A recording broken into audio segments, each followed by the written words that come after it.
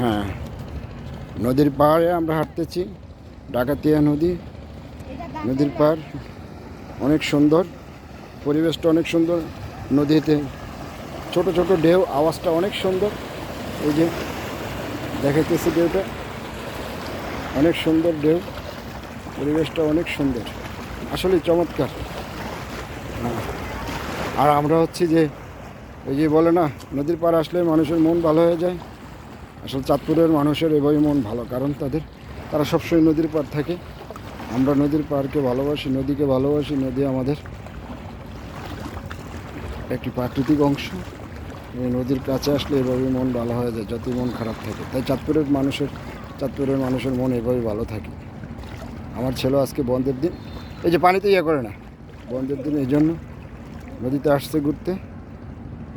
সে মন মতো নদীর পাড়ে হাঁটতেছে। এটা হচ্ছে আসলে প্রেস ক্লাব, আমাদের চাঁদপুর প্রেস ক্লাব। প্রেস ক্লাবের পিছনে ডাকাতিয়া নদীর এর পাশে এটা আরিয়ানের স্কুল। আরিয়ান পড়ে উদয়নে, পড়ে স্কুল। বাবা, এটা কার স্কুল? উদয়ন শিশু বিদ্যালয়। কে পড়ে এটাতে?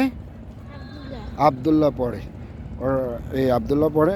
এখন আবদুল্লাহর স্কুলের নিচে পিছন দিয়ে যে ডাকাতিয়া নদী, এই নদীর পাড়ে আমরা ঘুরতে আসছি। অনেক সুন্দর পরিবেশ, অনেক সুন্দর আসলে চমৎকার। এই সময়ে ঘুরতে সচরাচর বেরোতে পারি না, আজকে বন্ধের দিন তাই একটু বের হলাম। ভালোই লাগতেছে, মোটামুটি খারাপ না। মনে হয় যে আমরা একটা কক্সবাজারের ফ্লেভার পাইতেছি সি বিচের। বাবা আরও সামনে যাও, ওইভাবে হাঁটো, ওখানে হাঁটো, ওই যে সামনে যাও, সামনে আরও সুন্দর পরিবেশ। মোটামুটি একটা ফ্লেভার পাওয়া যাচ্ছে। আসলে বাচ্চাদেরকে নিয়ে এইভাবে ঘোরা হয় না সচরাচর, আমি সময় পাই না। আমার কাছে ভালো লাগতেছে, আসলে চমৎকার, একটু মন ফ্রেশ করার মতো। হ্যাঁ বাবা, পানিতে জুতাগুলো ভিজায় না, আমরা এইভাবে হাঁটতে হাঁটতে ওখানে যাই। আর ওই যে ওপাশে যে আলামিন স্কুলে, আমাদের চাঁদপুরের নাম করা একটা বিদ্যালয়, যেটা আলামিন স্কুল, এখানে প্রতি বছরই তাদের রেজাল্ট ভালো হয়। আলামিন স্কুলের পাশে আমরা এসে গেছি, পিছন দিয়ে ওই যে দেখা যাচ্ছে যে আলামিন স্কুল। ওই যে হ্যাঁ আলামিন স্কুল, বাবা ওইটা আলামিন স্কুল। হ্যাঁ ওই যে স্কুলের পিছনে আমরা হাঁটতে হাঁটতে আসছি।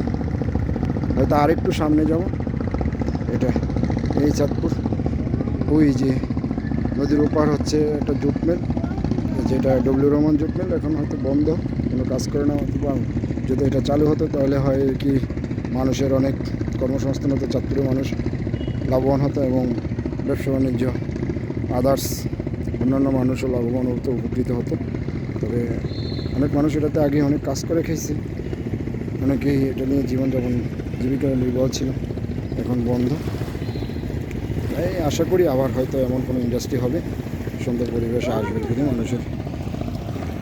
আচ্ছা, খোদা হাফেজ, আজকে এখানেই, আল্লাহ হাফেজ।